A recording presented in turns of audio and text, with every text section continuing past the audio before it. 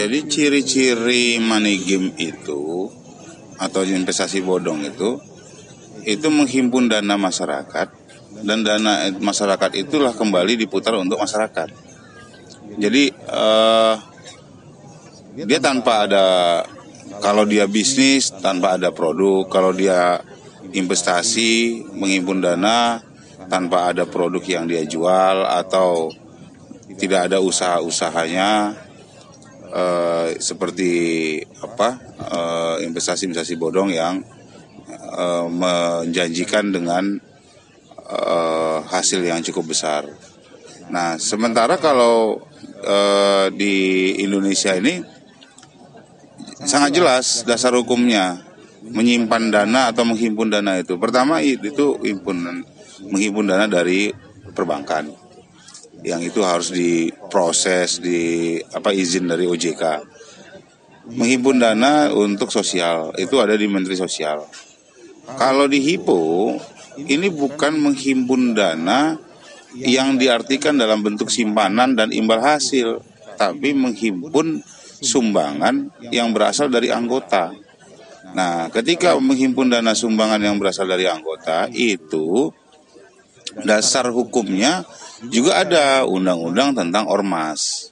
Undang-Undang tentang Ormas itu pasal 37 ayat 1, ada huruf A, iuran anggota, ada sumbangan anggota, ada dari badan usaha dan segala macam.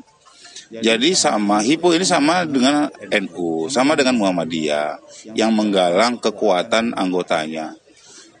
Apakah bisa orang lain? Nggak bisa, dia harus menjadi anggota dulu.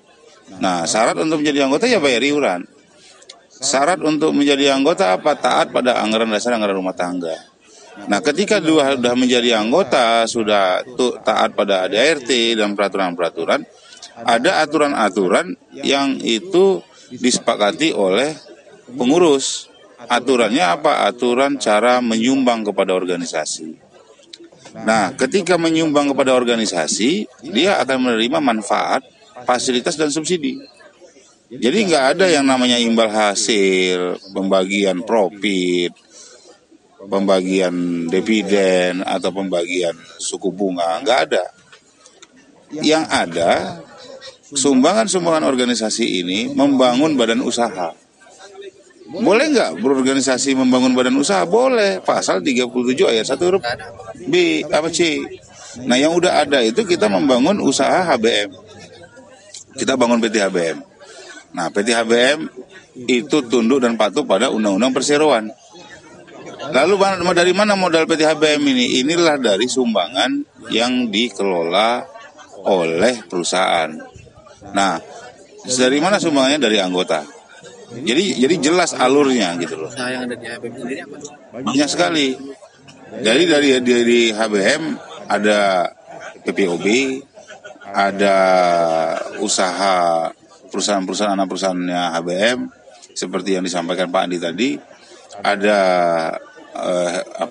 produk herbal, ada multi level marketing, kemudian ada digital dan banyak area-area usaha UKM-UKM yang kita bangun. Ada Histor seperti marketplace yang ada di layaknya marketplace yang lain.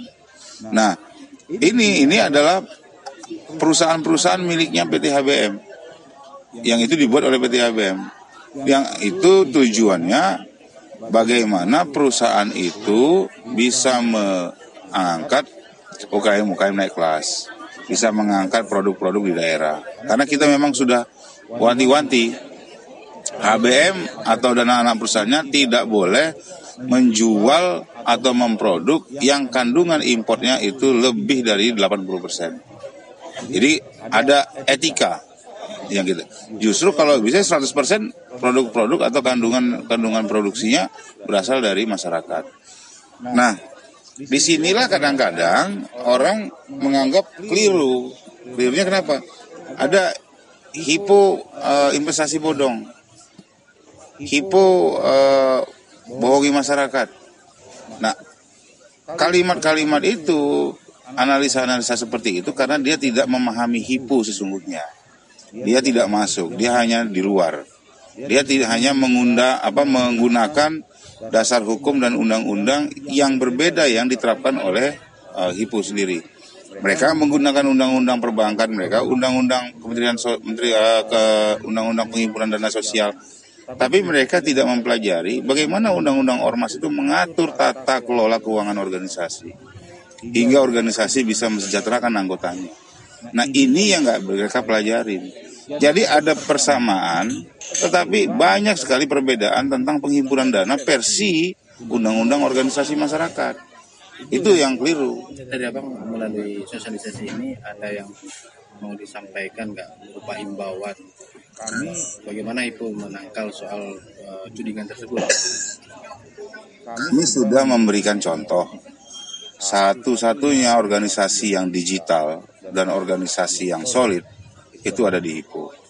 Kami hanya menghimbau bagi anggota HIPU, bagi masyarakat, pelajari betul yang bentuk-bentuk money game. Pelajari betul bisnis-bisnis yang merugikan masyarakat. Karena kita sudah tidak bisa membedakan lagi mana organisasi ilegal, mana bisnis ilegal, mana bisnis yang legal. Karena bisnis legal pun itu sama juga, scam juga. Contoh, Jiwasraya. Bumi Putra hampir tidak bisa membayar klaim asuransinya. Dan alhasil itu uang negara yang menggunakan untuk membuat satu masukan patungan. Jiwasraya itu satu bisnis asuransi yang plat merah yang dananya itu dikelola oleh Jiwasraya. Dan itu tidak bisa bayar klaim. Sekarang harus Menteri BUMN Erick Thohir memberikan patungan kan. Nah, ini bisnis asuransi yang sudah didaftarkan dan sudah diseleksi oleh OJK. Diseleksi oleh Bapeti segala macam dan bidang-bidang yang ini. Kenapa ini nggak bisa diperbaiki? Nah, jadi nggak ada yang bisa membedakan sekarang dan itu yang harus hati-hati. Yang penting jangan mengorbankan masyarakat lah.